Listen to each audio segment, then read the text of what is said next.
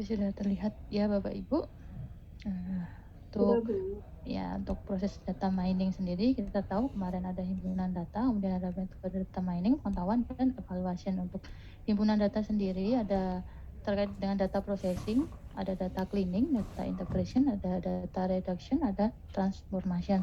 Kemarin minggu lalu kita sudah melakukan data cleaning dengan menghilangkan missing value gitu ya. Nah, saya lanjutkan. Nah, di sini saya ulang sedikit ya terkait dengan atribut. Jadi atribut ini adalah karakteristik atau fitur dari data yang menggambarkan sebuah proses atau situasi. Atribut sendiri ada dua. Ada dua ya, atribut ID dan atribut biasa. Atribut ID adalah atribut yang unik gitu ya. Atribut ID misalnya itu nomor rekam medis itu kan unik. Kemudian nomor KTP itu termasuk atribut ID. Atribut biasa contohnya itu adalah nama, golongan darah, alamat misalnya, mungkin ada jenis kelamin atau status perkawinan termasuk atribut biasa. Ada juga yang namanya atribut target. Atribut target di sini biasanya ini menuju ke label itu ya, label yes atau no, sehat atau tidak sehat itu label itu ya. Nah, kemudian untuk jenis-jenis atribut sendiri di dalam data itu ya ada atribut nominal. Atribut nominal di sini adalah atribut yang diperoleh dengan cara kategorisasi karena nilainya menggambarkan kategori atau kode. Misalnya golongan darah A, B, AB, dan O. Kemudian ada atribut ordinal. Atribut ordinal ini memiliki nilai yang menggambarkan urutan atau peringkat, misalnya puas, tidak puas, sangat puas, cukup puas gitu ya. Nah, untuk atribut nominal dan ordinal ini kalau di dalam rapid miner itu masuk ke dalam atribut nominal itu ya, nominal yang bukan numerik gitu ya. Nah, selanjutnya ini ada atribut interval. Interval ini termasuk numerik gitu ya, misalnya suhu yang diperoleh dengan melakukan pengukuran di mana jarak dua titik pada skala sudah diketahui dan tidak mempunyai titik nol yang absolut. Nah, ada lagi namanya atribut rasio. Adalah atribut numerik dengan titik nol absolut. Artinya jika sistem pengukuran menggunakan rasio dapat dihitung perkalian atau perbandingan antara suatu nilai dengan nilai yang lain. Nah, di sini misalnya berat badan, tinggi badan. Nah, atribut interval dan rasio ini masuk ke dalam numerik kalau di rapid miner. Nah, di sini atribut pada rapid miner ada 7 ya. Yang pertama ada binominal, nominal 2 nilai, polinominal, nominal lebih dari 2 nilai, ada integer, bilangan bulat, real, bilangan nyata, date and time, tanggal dan waktu, ada date hanya tanggal dan time hanya waktu. Nah, kemarin kita sudah melakukan data cleaning. Nah, data cleaning sendiri merupakan suatu pemrosesan terhadap data gitu ya untuk penanganan terhadap data yang mempunyai missing value atau data yang hilang pada suatu record dan menghilangkan noise. Nah, cleaning data merupakan langkah awal yang perlu dilakukan apabila dalam record data yang digunakan terdapat data yang bernilai karakter tanda tanya itu ya. Kemarin kita sudah praktek terkait dengan bagaimana cara membersihkan missing value gitu ya dengan menghilangkan data yang mengandung missing value tersebut. Nah, di sini proses pembersihan data meliputi mengisi nilai yang hilang, memperbaiki kesalahan dan inkonsistensi, dan menghilangkan redundansi. Redundansi sendiri adalah data duplikat atau penyimpanan data yang sama secara berulang gitu ya, ada duplikasi data. Nah, kemudian semakin besar heterogenitas sumber data, jadi semakin tinggi tingkat kekotorannya. Nah, akibatnya lebih banyak langkah pembersihan yang akan terlibat. Nah, pembersihan data melibatkan beberapa langkah, seperti menentukan atau mengidentifikasi kesalahan, memperbaiki kesalahan atau menghapus data yang salah, dan mendokumentasikan jenis kesalahan. Untuk mendeteksi jenis kesalahan dan inkonsistensi yang ada dalam data, diperlukan analisis data yang detail. Nah, yang kedua, untuk data preparation tadi ya, persiapan data, ada yang namanya data integration. Nah, integrasi data ini ya merupakan penggabungan data dari berbagai database dalam suatu database yang baru. Misalnya ya kalau di klinik mungkin ya, klinik A, klinik B adalah satu cabang tapi memiliki pasien yang berbeda. Nah, mau dianalisis nih eee, penyakit-penyakit yang lagi tren, yang lagi apa ya namanya ya, yang lagi banyak diidap oleh ini ya, yang banyak diidap oleh pasien gitu ya. Nah, misalnya klinik A dan klinik B ini satu manajemen gitu ya. Nah, mau digabung nih, mau digabung. Nah, ini digunakan yang namanya data integration, menggabungkan dua database menjadi satu. Nah, integrasi data yang baik akan menghasilkan data gabungan dengan sedikit redundansi atau inkonsistensi sehingga meningkatkan akurasi dan kecepatan proses dalam data mining.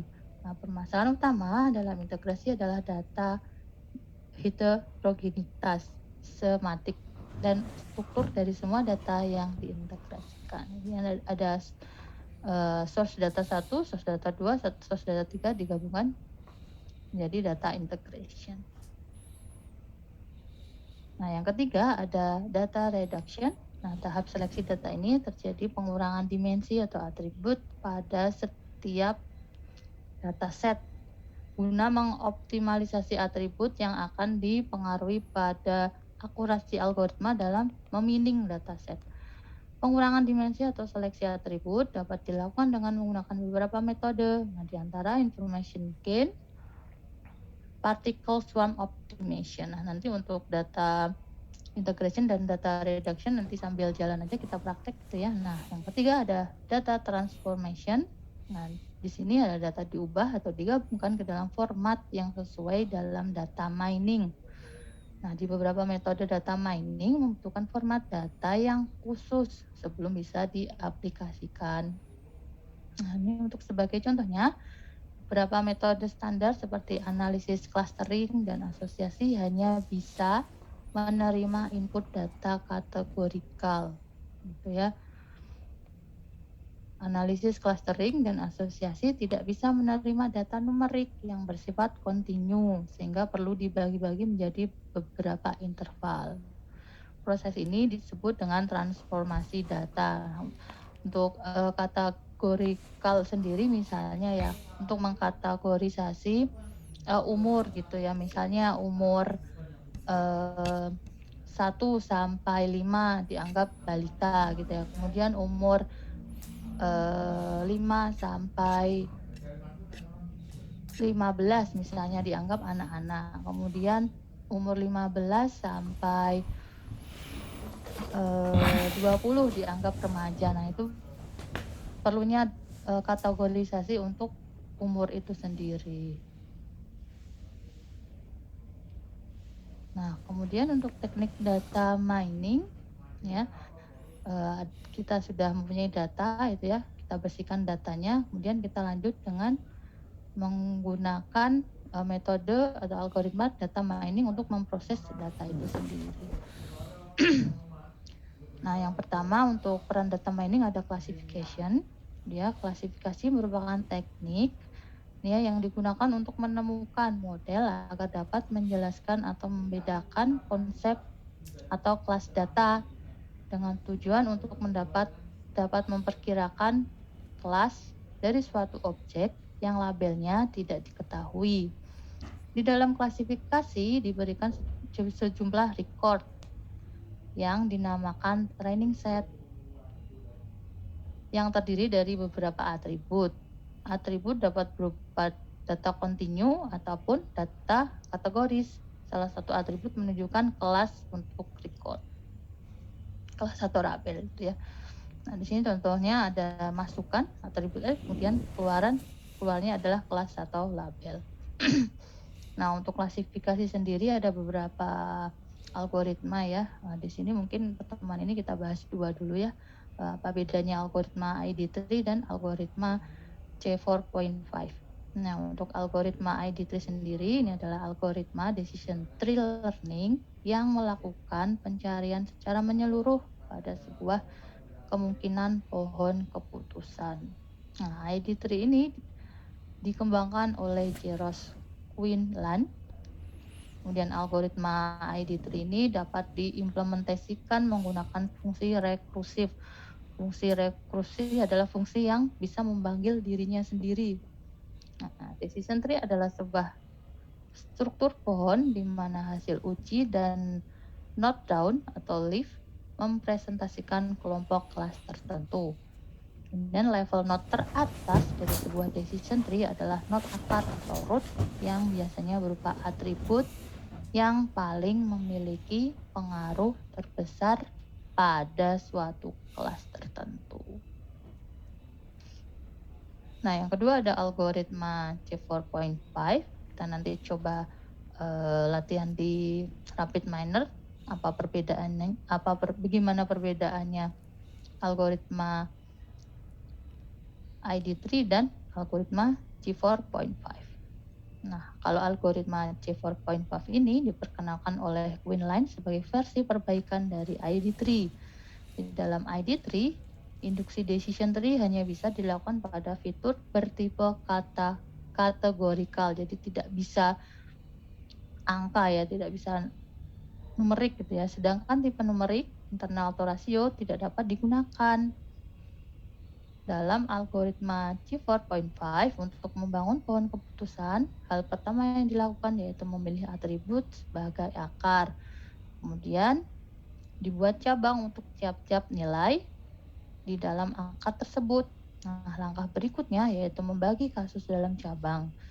Kemudian ulangi proses untuk setiap cabang sampai semua kasus pada cabang memiliki kelas yang sama. Nah, kita coba untuk gimana sih perbedaannya dari algoritma ID3 dan C4.5. Nah, untuk data setnya Bapak Ibu bisa ini ya, saya sudah siapkan.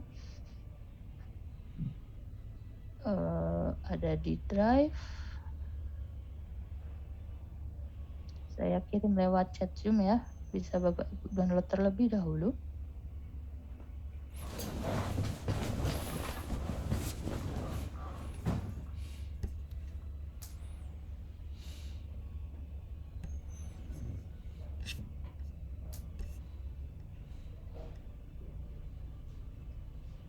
Nah, di sini ya, ada dataset.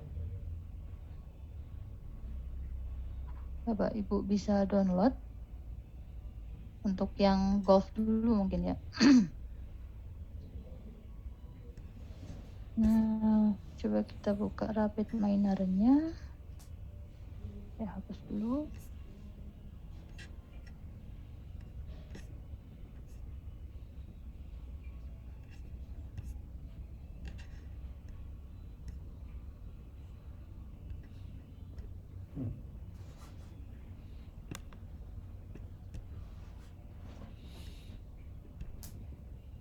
Nah, kita coba untuk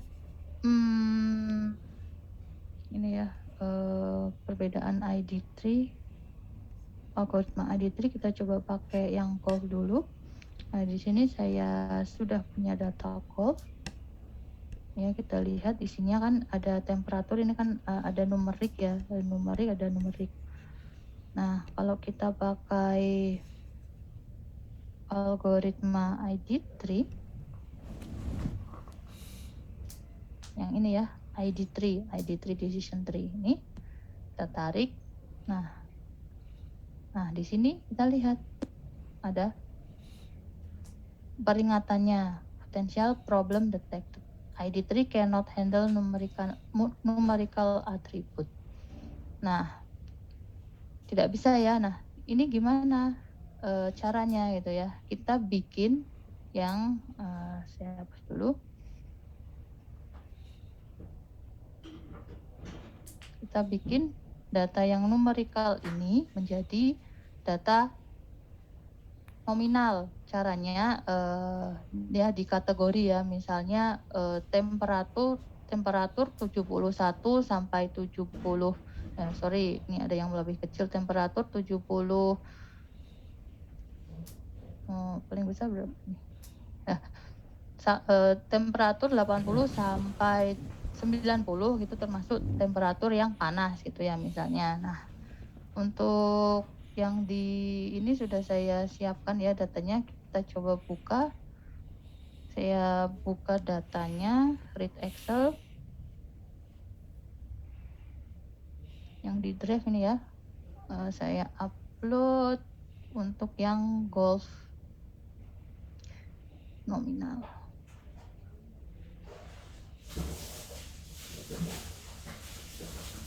Ini nominal.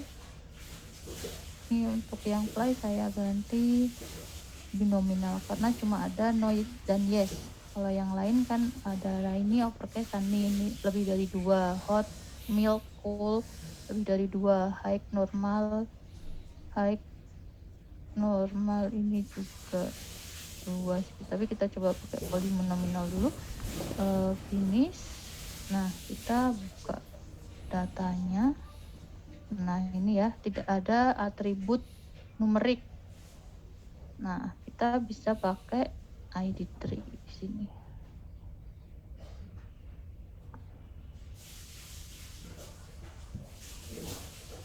Sorry. Pakai ID tree ini.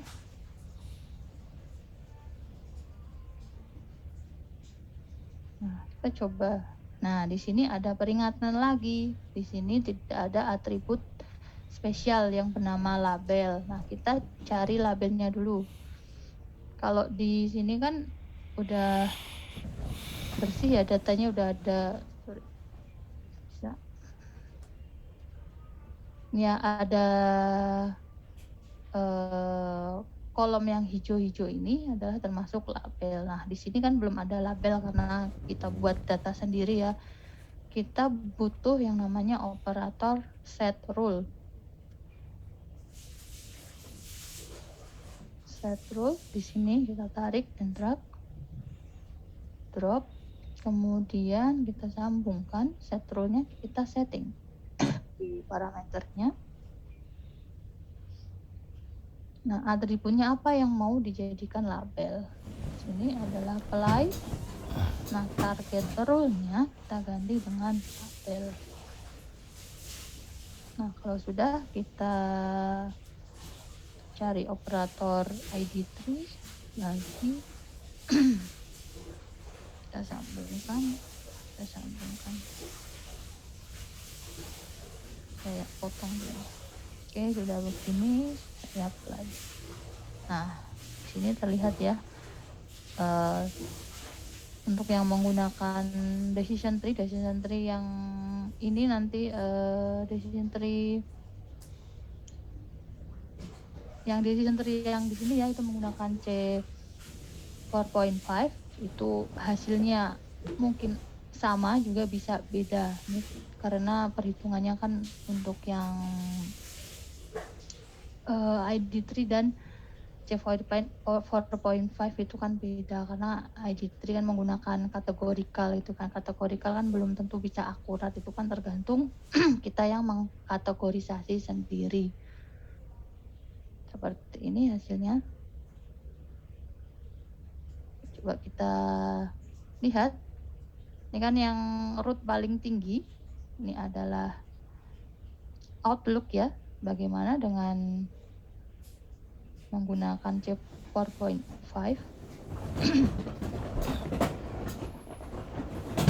Ini decision tree.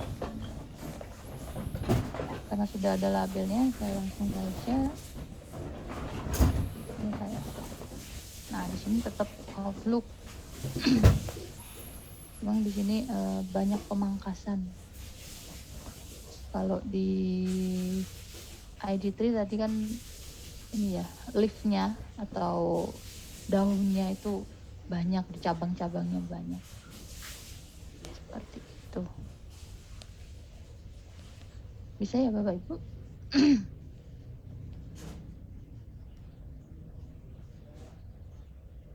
Nah, kemudian kita coba lagi untuk dataset yang kelulusan ya. Kita coba baca data kelulusan. Karena formatnya Excel, buka pakai Excel, kemudian import dataset, data kelulusan saya masukkan. Saya next. Oke, di sini saya mau lihat ini apa? Tentukan tipe datanya. Jenis kelamin karena cuma perempuan dan laki-laki. Dari polinominal saya pilih binominal. Di status mahasiswa juga cuma ada bekerja dan mahasiswa, hanya 2, saya ganti binominal juga. Umur integer. Nah, di sini status nikah cuma ada belum nikah dan menikah, saya ganti binominal. Untuk IP semester 1 sampai IP semester 8 ya, dan IP kumulatif saya biarkan real, dan saya finish. Di sini ada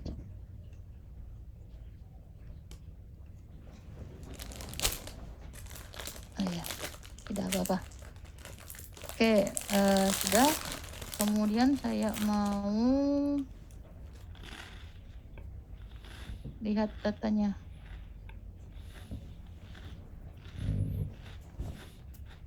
Ya, lihat statistik. Oke, tidak ada data yang missing. Terus kemudian saya mau olah dengan menggunakan decision tree saja ya, karena di sini ada atribut numeriknya. Kalau kita lihat ada atribut numeriknya, maka saya menggunakan algoritma C4.5.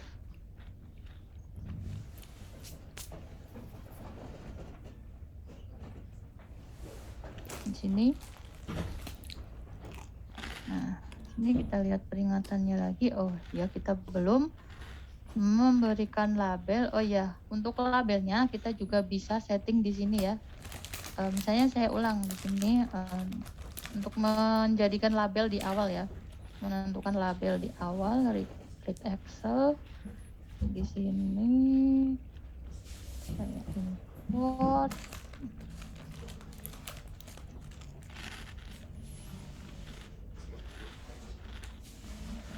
data kelulusan.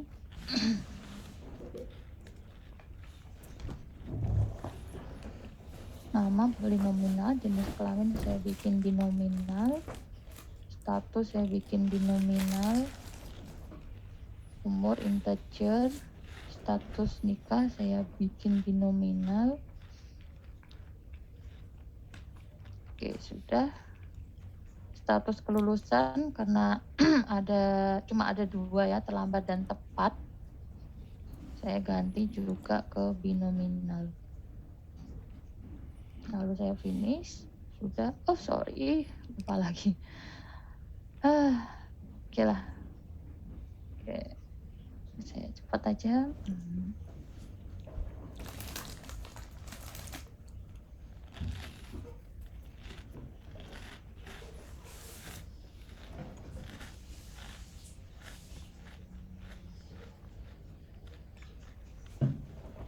Binominal sudah status kelulusan.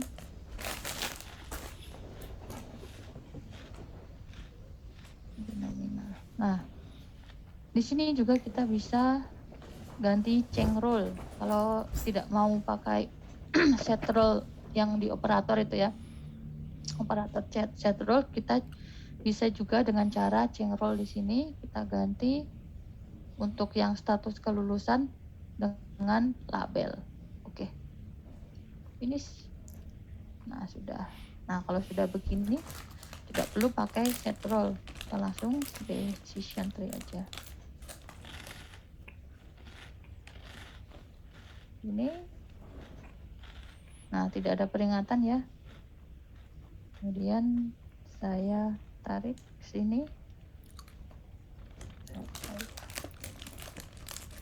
Nah, untuk hasil dari pohon keputusannya seperti ini.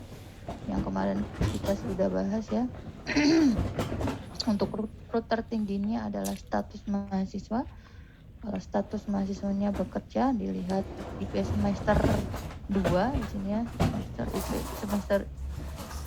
IP semester 2-nya lebih dari 3,59, maka kemungkinan tepat. Kalau kurang dari 3,9 lebih banyak terlambat.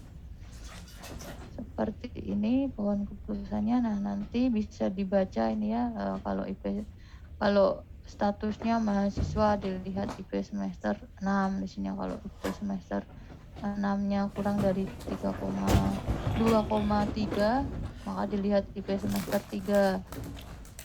Dilihat IP semester 3, kalau lebih dari 2,27 maka terlambat. Kalau lebih dari 2,7 kurang dari 2,7 ini tepat.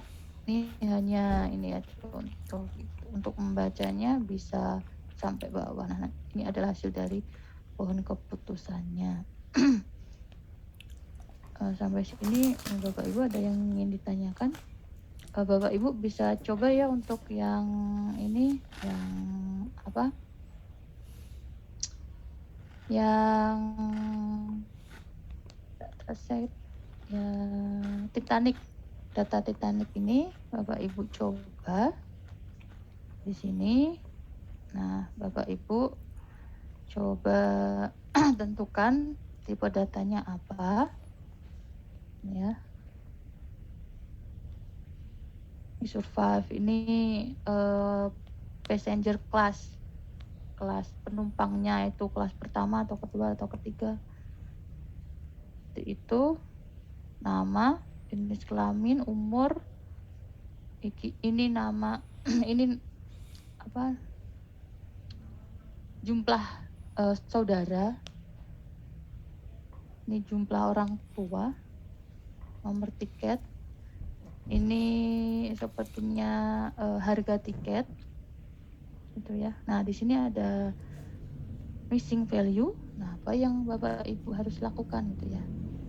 Nah, coba Bapak Ibu ini olah data Titanic tersebut. Nah, kemudian saya sudah siapkan ini ya, siapkan Google Form untuk Bapak Ibu latihan.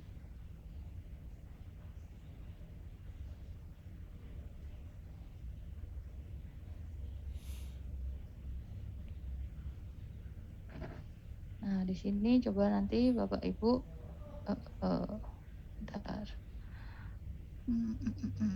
Di sini ya. Nah, di sini Bapak Ibu screenshot ya untuk prosesnya, proses rapid miner untuk mengolah data menggunakan algoritma decision tree. Nah, kemudian deskripsikan hasil dari pohon keputusan. Dari hasil pohon keputusan yang terjadi, Bapak Ibu ceritakan bagaimana sih hasilnya, seperti itu. Dicoba ya Bapak Ibu. Biar saya juga kalau misalnya ada kesulitan tahu ya, karena kita tidak tatap muka, jadi kan tidak bisa memantau secara langsung. Seperti itu. Nah, kemudian ambil Bapak Ibu kerjakan ya. Ambil Bapak Ibu kerjakan. Ada tugas paper. Oh, tidak usah di screenshot, hanya proses yang terakhir saja. Nah, membutuhkan misalnya untuk missing value itu kan butuh namanya filter example. Nah, untuk target kan butuh label gitu, gimana caranya pakai set roll atau di setting di depan, terus kemudian pakai operator decision tree ataukah ID tree gitu. Oke. Nah, untuk tugas paper ya Bapak Ibu, biar kita bisa aktif semuanya itu ya, tidak cuma satu arah dari saya gitu ya. Nah, di sini Bapak Ibu membuat kelompok yang beranggotakan maksimal 5 mahasiswa. Jadi kalau mahasiswanya di sini ada 50, nanti ada 10 kelompok. Kemudian mencari paper yang berkaitan dengan klasifikasi menggunakan algoritma Nah, IPS, ID3 dan C4.5. Nah, kita fokus ke sini dulu. Nah, masing-masing kelompok tidak diperkenankan menggunakan paper yang sama dengan kelompok lain. Nah, untuk mengatasi ini saya sudah membuatkan folder di sini. Nah, ini ya. Nah, kelompok 1 sampai kelompok 10. Nah, silakan Bapak Ibu bebas tentukan sendiri kelompoknya, maksimal 5 mahasiswa ya, 5 orang. Kemudian pilih mau masuk ke kelompok mana. Nah, masukkan papernya di sini dulu. Masukkan papernya ya, kalau Bapak Ibu tidak mau keduluan sama temennya, saya mau paper ini, mau bahas paper ini gitu ya, masukkan dulu di sini biar teman-teman yang lain juga bisa melihat ya, oh paper ini sudah dipakai, oh paper ini belum, seperti itu. Nah, kemudian buat slide presentasi yang mencakup objek penelitian, masalah penelitian, tujuan penelitian, metode penelitian, dan hasil penelitian. Nah, untuk topiknya sendiri terserah, boleh berkaitan dengan kesehatan, boleh juga berkaitan dengan topik yang lain, misalnya di teknologi, misalnya untuk penjualan atau apa, boleh ya. Untuk kesehatan lebih baik karena itu berkaitan dengan profesi Bapak Ibu. Tapi bebas topiknya. Nah, tugas akan dipresentasikan di pertemuan ke-6. Kita kan ada 7 pertemuan ya. Nah, nanti kan ada 10 kelompok. Kalau tidak selesai presentasi di pertemuan ke-6, kita lanjut pertemuan ke-7. Nanti sisa waktunya saya buat kisi-kisi untuk UTS. Seperti itu. Itu ya Bapak Ibu. Mungkin sambil dikerjakan. Untuk tugasnya apa ada yang ingin ditanyakan? Mohon untuk ulangi langkah-langkahnya Ibu, nyun sewu. Langkah-langkahnya yang penting ya. Yang tadi ya, decision tree tadi ya. Inggih Oke, Bu. coba ya. Di sini saya pakai yang ini ya, yang data kelulusan. Nah, saya kan baca tuh dari Excel karena filenya berformat Excel bukan CSV. Read, saya pilih yang read Excel. Nah, saya import nih datasetnya, data kelulusan ya di sini. Nah, di sini pertama saya next saja. Kalau di data kelulusan ini tidak ada missing value ya, maka saya next. Nah, kemudian di sini kita tentukan ya nama, oke lah polinominal, jenis kelamin. Karena perempuan dan laki-laki ada 2, pilih binominal. Status mahasiswa di sini cuma ada 2, bekerja dan mahasiswa. Saya pilih binominal juga. Umur integer. Status perkawinan, menikah dan belum menikah juga binominal, hanya 2 ya. Nah, kemudian untuk yang status kelulusan terlambat atau tepat hanya ada 2. Saya pilih binominal, maka saya finish. Nah, kalau sudah, nah saya tentukan nih mau pakai ID3 atau mau pakai C4.5. Nah, gimana kalau saya pakai ID3 gitu ya, saya sambungkan di sini. Nah, di sini ada peringatannya, kenapa sih gitu ya. Di sini tidak bisa menghandle numerical karena datanya tadi mengandung numerik ya. Kalau ID3 hanya bisa ini ya, nominal atau kategorikal. Di sini saya pakai yang decision tree. Saya sambungkan. Nah, ini kok ada peringatan lagi, kenapa gitu ya. Oh, belum ada labelnya. Untuk labelnya saya pilih operator namanya set rule. Set rule. Ya, set rule. Di sini saya tarik. Nah, kemudian di parameternya set rule di sini jangan lupa disambungkan ya. Kalau belum disambungkan di sini tidak tidak akan muncul atribut name-nya kan nggak ada, karena yang mau dibaca apa itu ya, atribut yang mana dia kita sambungkan dulu biar kebaca. Nah, di sini ada IPK, IP semester 1, 2, 3, sampai 8, jenis kelamin. Nah, yang mau dijadikan label atau kelas itu yang mana? Maka saya pilih yang status kelulusan. Nah, kalau sudah, ini belum ya, target role-nya, status kelulusan ini mau sebagai apa itu ya role-nya, saya jadikan label. Sudah saya sambungkan lagi. Nah, sudah tidak ada peringatan ya di sini. Sudah saya sambungkan, saya apply. Hasilnya seperti ini. Nah, untuk root tertinggi adalah status mahasiswa. Nah, untuk deskripsinya Bapak Ibu kan bisa mendeskripsikan sendiri ya. Kalau statusnya bekerja maka begini, kalau mahasiswa maka dilihat begini, kurang IP-nya kurang dari segini maka begini, seperti itu. Nah, untuk yang di tugasnya itu tadi, latihan itu tadi ya, latihan yang data Titanic itu kan ada missing value. Nah, harus diapakan sih kalau ada data yang hilang itu? Nah, kemarin diapakan itu ya, kita ingat-ingat kembali. Seperti itu Bapak. Ada lagi yang ingin ditanyakan Bapak Ibu?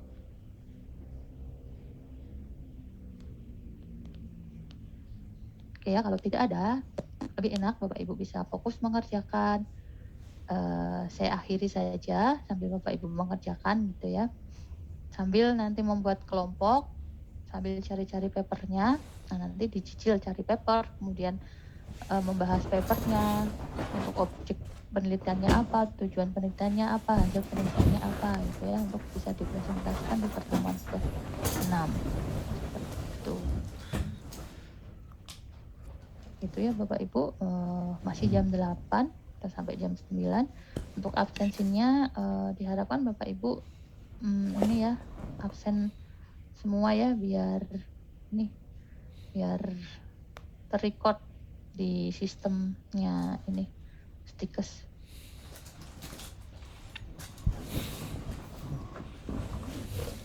Baru ada 30 mahasiswa, masih kurang 20 ya.